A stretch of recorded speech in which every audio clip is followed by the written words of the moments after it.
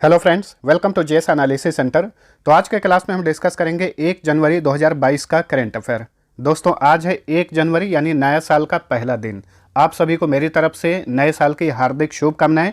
Happy new year to all of you. तो अब चलिए डेली करंट अफेयर के सेशन में आज का क्लास स्टार्ट करते हैं। उससे पहले पिछले क्लास का क्विक रिविजन कर लीजिए। पहला क्वेश्चन है, किस राज्य के गुमला में ऐतिहासिक नवरत्नगढ़ की पुरातात्विक खुदाई में लगभग 600 साल पुरानी भूमिगत महल की एक संरचना प्राप्त हुई है? झारखंड में। झांसी रेलवे स्टेशन का अब नया नाम क्या है? वीरांगना लक्ष्मीबाई रेलवे स्टेशन, जो कि उत्तर प्रदेश में है। ब्रिक्स बैंक अथवा न्यू डेवलपमेंट बैंक का नवा सदस्य देश कौन बना है? तो देखिए, ब्रिक्स देशों का अपना जो बैंक है इसे ही ब्रिक्स बैंक या फिर न्यू डेवलपमेंट बैंक कहा जाता है। हाल ही में इसका नवा सदस्य देश बना है मिस्र यानी इजिप्ट। 2021 में इस बैंक में 4 देश जुड़े हैं। कौन कौन से देश हैं याद रखिएगा? संयुक्त अरब अमीरात, बांग्लादेश, उरुग्वे और अभी हाल ही में इस बैंक से जुड़ गया है यानी सदस्य बना है मिस्र। किस देश के पूर्व राष्ट्रपति कार्लोस पापालियास का निधन हो गया है? ये ग्रीस यानी यूनान के पूर्व राष्ट्रपति थे। उपराष्ट्रपति वेंकैया नायडू द्वारा लॉन्च पुस्तक doctor VL Datt glimpses of a pioneer's life journey के लेखक कौन है? VL इंदिरा दत्त। तोसोमगो झील और नथुला दर्रे को गैंगटोक से जोड़ने वाली जवाहरलाल नेहरू रोड का नाम बदलकर क्या रखा गया है? नरेंद्र मोदी मार्ग। यह सड़क कहां पर है? सिक्किम में है। कुमार राजेश चंद्र की सेवानिवृत्ति के बाद सशस्त्र सीमा बल यानी SSB के महानिदेशक का अतिरिक्त प्रभार किसे सौंपा गया है? संजय अरोड़ा को। और ये वर्तमान समय में ITBP यानी इंडियन तिब्बत बॉर्डर पुलिस के महानिदेशक हैं। अभी SSB के महानिदेशक का भी अतिरिक्त प्रभार इनके पास आ गया है।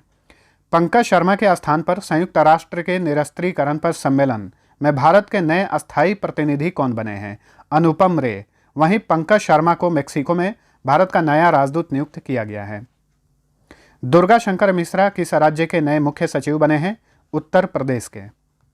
न्यूजीलैंड के किस प्रसिद्ध क्रिकेटर ने हाल ही में संन्यास की घोषणा की है? रॉस टेलर ने।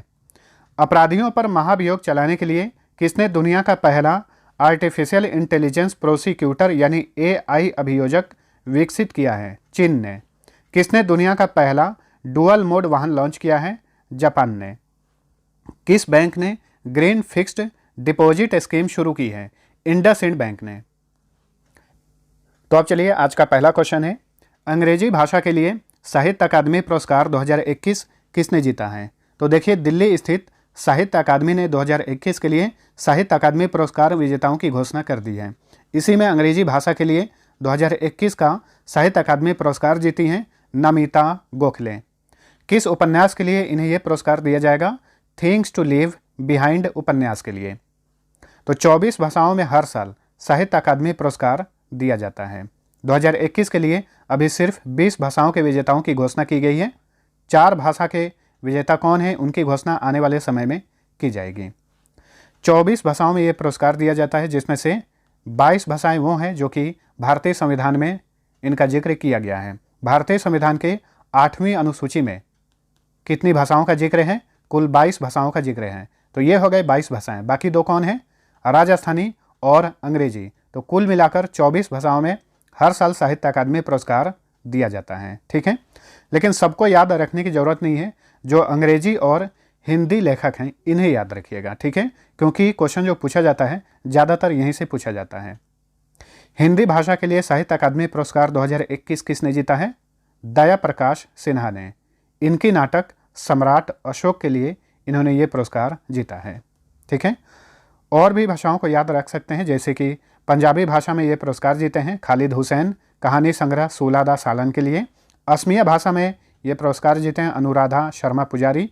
कश्मीरी भाषा में ये पुरस्कार जीते हैं वाली मोहम्मद असीर कस्तवारी। नेपाली भाषा में ये पुरस्कार जीते हैं छबिलाल उपाध्याय। संस्कृत भाषा के लिए साहित्य अकादमी पुरस्कार 2021 जीते हैं विंदेश्वरी प्रसाद मिश्र विनय। ठीक है, पिछले साल हिंदी में और अंग्रेजी में साहित्य अकादमी पुरस्कार किसे दिया गया था? आने वाले एग्जाम्स के लिए महत्वपूर्ण है, याद रखिएगा। तो 2020 में हिंदी में साहित्य अकादमी पुरस्कार की विजेता बनी थी अनामिका। इनकी कविता संग्रह टोकरी में दिगंत थेरी गाथा के लिए इन्होंने ये पुरस्कार जीता। और इस तरह से याद रखिएगा, हिंदी साहित्य में साहित्य अकादमी पुरस्कार जीतने वाली ये भारत की प्रथम महिला हैं। अनामिका जो कि बिहार से बिलोंग करती हैं। और अंग्रेजी में 2020 में साहित्य अकादमी पुरस्कार के विजेता बने थे अरुंधति सुब्रमण्यम। इनके कविता when God is a traveller के लिए ये पुरस्कार दिया गया था। साहित्य अकादमी पुरस्कार की स्थापना 1954 में की गई थी और इस पुरस्कार के तहत तांबे की एक प्लेट, शॉल और 1 लाख रुपए की इनामी राशि दी जाती है। अब हम बात करते हैं जो युवा श्रेणी में ये पुरस्कार दिया जाता है। तो बताइए अंग्रेजी भाषा के लिए साहित्य अकादमी युवा पुरस्कार 2021 किसने जीता है? तो अंग्रेजी भाषा के लिए ये पुरस्कार मेघा मजुमदार ने जीता है, पुस्तक ए बर्निंग के लिए। ठीक है, तो ऑप्शन बी राइट आंसर। ये भी पुरस्कार जो है 24 भाषाओं में दिया जाता है। 23 भाषाओं में किसे दिया जाएगा उसकी घोषणा कर दी गई है। सिर्फ एक भाषा में ये पुरस्कार इस साल नहीं दिया जाएगा। अंग्रेजी और हिंदी विजेता कौन है, इन्हें याद रखिएगा। अंग्रेजी भाषा की विजेता बनी है मेघा मजुमदार। वहीं हिंदी भाषा के लिए इस पुरस्कार के विजेता बने हिमांशु बाजपेयी। इनकी कहानी संग्रह किस्सा किस्सा लखनऊ के अवामी किस्से के लिए इन्होंने ये पुरस्कार जीता है। वहीं उर्दू भाषा के लिए ये पुरस्कार जीते हैं उमर फरहत। इनकी काव्य संग्रह जमीन जाद के लिए ये पुरस्कार दिया जाएगा। ठीक है, तो इस साल राजस्थानी भाषा में साहित्य अकादमी युवा पुरस्कार नहीं दिया जाएगा। एक और पुरस्कार दिया जाता है साहित्य अकादमी द्वारा, ये है बाल साहित्य पुरस्कार। ठीक है, तो बताइए हिंदी भाषा के लिए बाल साहित्य पुरस्कार 2021 किसने जीता है? इनका नाम है Devendra Mewari. Option C right answer. इन्होंने अपने नाटक संग्रह नाटक में विज्ञान के लिए इन्होंने ये पुरस्कार जीता है। ठीक है, वहीं अंग्रेजी भाषा में बाल साहित्य पुरस्कार 2021 के विजेता बने हैं अनीता वछरजनी।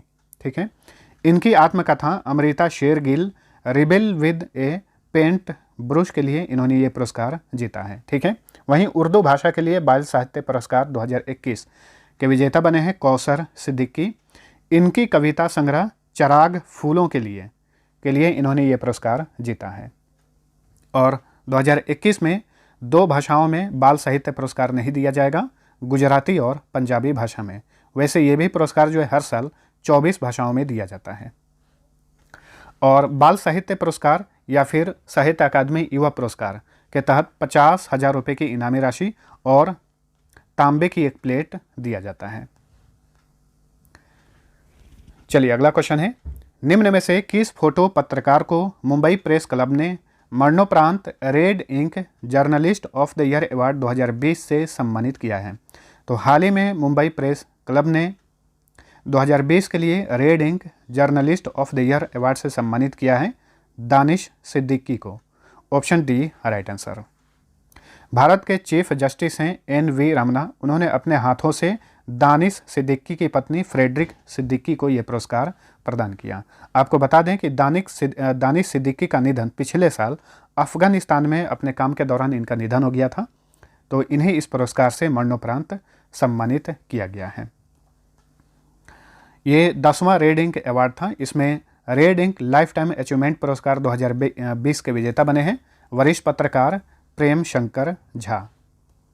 चलिए अगला क्वेश्चन है, प्रधानमंत्री नरेंद्र मोदी ने 30 दिसंबर 2021 को उत्तराखंड में 17,500 करोड़ रुपए की लागत वाली कितने परियोजनाओं का उद्घाटन और शिलान्यास किया?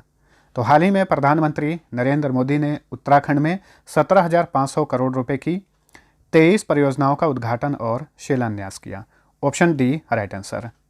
इसमें जो प्रमुख परियोजनाएं हैं इन्हें याद रखिएगा। 5,750 करोड़ रुपए की लागत वाली लखवार बहुउद्देशीय परियोजना का शिलान्यास किया गया। ये परियोजना किस नदी पर स्थापित की जा रही है? यमुना नदी पर।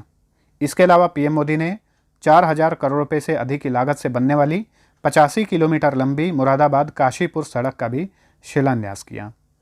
उधम सिंह नगर में एम्स ऋषिकेश सैटेलाइट सेंटर का शिलान्यास किया गया।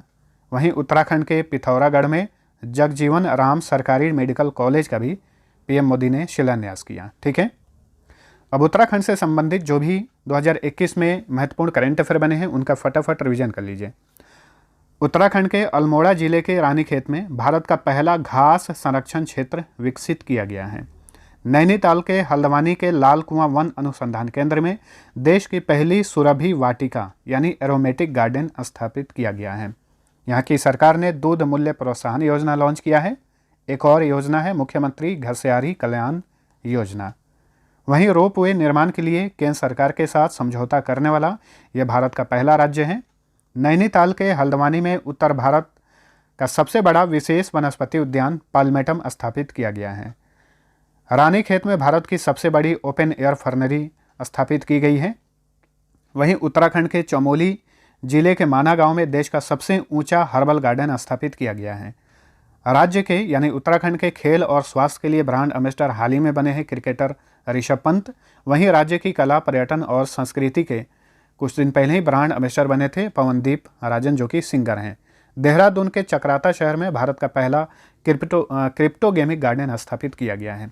वहीं 100% साक्षरता वाला देश का पहला जिला कौन सा है? ये है देहरादून। चलिए अगला क्वेश्चन देखते हैं। आईटी सिक्योरिटी कंपनी क्लाउडफ्लेयर के अनुसार साल 2021 में विश्व में सबसे अधिक बार डाउनलोड किया जाने वाला ऐप कौन सा है? तो ये है टिकटॉक। 2021 में सबसे अधिक डाउनलोड किया गया। इसके अलावा लोकप्रियता के मामले में भी टिकटॉक ने गूगल को पीछे छोड़ दिया है। टिकटॉक जो है ये चाइनीज कंपनी है, वैसे ये भारत में अभी बैन है। टिकटॉक की पेरेंट कंपनी है बाइटडांस। बाइटडांस ने टिकटॉक को लॉन्च किया था सितंबर 2016 में और बाइटडांस के सीईओ हैं लियांग रूबो। अगला क्वेश्चन है, बीजिंग शीतकालीन ओलंपिक 2022 के लिए 2 अलग अलग स्पर्धाओं में क्वालिफाई करने वाले पहले भारतीय एथलीट कौन बने हैं? तो देखिए 2022 में शीतकालीन ओलंपिक खेल का आयोजन बीजिंग में किया जाएगा। इसी खेल में 2 अलग अलग स्पर्धाओं में क्वालिफाई करने वाले पहले भारतीय एथलीट बन गए हैं Arif Mohammad Khan. Option A right answer, जो कि जम्मू कश्मीर से बिलोंग करते हैं। ठीक है, आरिफ मोहम्मद खान जो हैं ये एथलीट हैं और एक राज्यपाल भी हैं। केरल के राज्यपाल का नाम आरिफ मोहम्मद खान है। ठीक है, तो एथलीट आरिफ मोहम्मद खान ने किस स्पर्धा में क्वालिफाई किया है? स्लालोम वर्ग में और जायंट स्लालोम वर्ग में इन्होंने क्वालिफाई किया है। ओलंपिक की बात करें तो आगामी परीक्षाओं के लिए जो इंपॉर्टेंट फैक्ट्स बनते हैं इन्हें याद रखिए। जो 2022 में बीजिंग में शीतकालीन ओलंपिक यानी विंटर ओलंपिक खेल का आयोजन किया जाएगा, ये कौन सा संस्करण होगा? ये 24वां संस्करण होगा। और इसी ओलंपिक के लिए भारतीय दल के शेफ डी मिशन कौन बनाए गए हैं? हरजिंदर सिंह। बीजिंग शीतकालीन ओलंपिक 2022 का आदर्श वाक्य यानी मोट्टो क्या है? Together for a shared future इसका मोट्टो है। अगली बार यानी 2022 के बाद 2026 में शीतकालीन ओलंपिक खेल का आयोजन कहाँ पर किया जाएगा? इटली के मिलानो कोर्टिना में। अच्छा, टोक्यो ओलंपिक पर भी एक नज़र डाल लेते हैं। टोक्यो ओलंपिक 2020 में जो आयोजित किया गया, ये कौन सा संस्करण था? 32वां संस्करण था। इसमें भारत ने कुल कितने पदक जीते? 7 पदक, 1 स्वर्ण, 2 रजत और 4 कांस्य पदक। और पदक तालिका में भारत 48वें स्थान पर रहा। टोक्यो ओलंपिक खेल का आयोजन कब किया गया था? 23 जुलाई से लेकर 8 अगस्त तक। टोक्यो ओलंपिक 2020 का आदर्श वाक्य क्या था? United bye emotion. अगली बार यानी 2024 में ओलंपिक खेल का आयोजन यानी ग्रीष्मकालीन ओलंपिक खेल का आयोजन कहाँ किया जाएगा? पेरिस में किया जाएगा। ये जो टोक्यो में ओलंपिक खेल का आयोजन किया गया, ये ग्रीष्मकालीन ओलंपिक खेल था। ठीक है, पहली बार ग्रीष्मकालीन ओलंपिक खेल का आयोजन कहाँ किया गया था? ग्रीस की राजधानी एथेंस में किया गया था 1896 में। और पहला शीतकालीन ओलंपिक खेल का आयोजन कब किया गया था? 1924 में चामोनिक्स में, फ्रांस के चामोनिक्स में। चलिए अगला क्वेश्चन है, प्लस मीडिया ग्रुप के सी स्तरीय कार्यकारी पुरस्कारों में world CEO winner of the year 2021 के विजेता कौन बने हैं? तो ये हैं किशोर कुमार यदम। किशोर होगा, ठीक है, किशोर कुमार यदम ये world CEO winner of the year 2021 के विजेता बने हैं। किशोर कुमार यदम जो है ये हैदराबाद स्थित software development and services company है FSS, उसके मैनेजिंग डायरेक्टर और सीईओ हैं। और जो ऑप्शन ए नंबर पे हैं सत्या नडेला, ये वर्तमान समय में माइक्रोसॉफ्ट के चेयरमैन और सीईओ हैं जो भारतवंशी हैं, याद रखिए। सुंदर पिचाई ये भी भारतवंशी हैं और वर्तमान में गूगल की पेरेंट कंपनी है अल्फ़ाबेट, उसके सीईओ हैं। अरविंद कृष्णा ये भी एक अमेरिकी कंपनी है IBM इंटरनेशनल बिजनेस मशीन, उसके चेयरमैन और CEO हैं। चलिए अगला क्वेश्चन, 100 मिलियन पाउंड में किसने सोडियम आयन बैटरी बनाने वाली विश्व की अग्रणी कंपनी फेराडियन का अधिग्रहण कर लिया है? तो फेराडे के नाम से मिलता जुलता ही ये नाम रखा गया है, फेराडियन। ठीक है, तो फेराडियन का अधिग्रहण कर लिया है Reliance new energy solar limited ने। ध्यान रखिए, रिलायंस ग्रुप ने इसी साल यानी 2021 में इस कंपनी की स्थापना की है, Reliance new energy solar limited.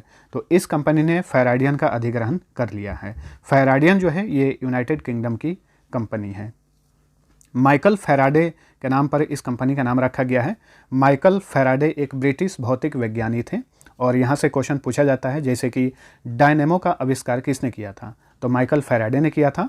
विद्युत चुंबकीय प्रेरण की खोज इन्होंने ही की थी। और इलेक्ट्रिक मोटर का आविष्कार किसने किया था? माइकल फेराडे ने। रिलायंस इंडस्ट्री की बात करें तो 8 मई 1973 में इसकी स्थापना की गई थी। संस्थापक थे धीरूभाई अंबानी। मुख्यालय मुंबई में है। वर्तमान में रिलायंस इंडस्ट्री लिमिटेड के चेयरमैन और प्रबंध निदेशक हैं मुकेश अंबानी। चलिए अगला क्वेश्चन है, सेंचुरियन में टेस्ट मैच जीतने वाली पहली एशियाई टीम कौन बनी है? तो आगामी परीक्षाओं के लिए इंपॉर्टेंट क्वेश्चन बनेगा, इसे याद रखिए। तो सेंचुरियन टेस्ट क्रिकेट में टेस्ट मैच जीतने वाली पहली एशियाई टीम बन गई है भारतीय team. Option B right answer. और भारत ने साउथ अफ्रीका को हराकर यह उपलब्धि हासिल की है। अभी तक भारत ने या फिर कोई भी एशियाई टीम ने सेंचुरियन में एक भी टेस्ट मैच नहीं जीता था। अभी जो सेंचुरियन टेस्ट मैच का आयोजन किया जा रहा है साउथ अफ्रीका की मेज़बानी में किया जा रहा है और 3 टेस्ट मैचों की श्रृंखला में पहला मैच भारत ने जीत लिया है।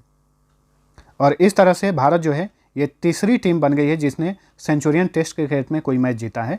इसके पहले की 2 टीमें हैं इंग्लैंड और साउथ अफ्रीका। चलिए अगला क्वेश्चन है, निम्न में से किसे साल 2021 के लिए राष्ट्रीय नस्ल संरक्षण पुरस्कार से सम्मानित किया गया है? तो 2021 के लिए राष्ट्रीय नस्ल संरक्षण पुरस्कार दिया गया है AICRP को।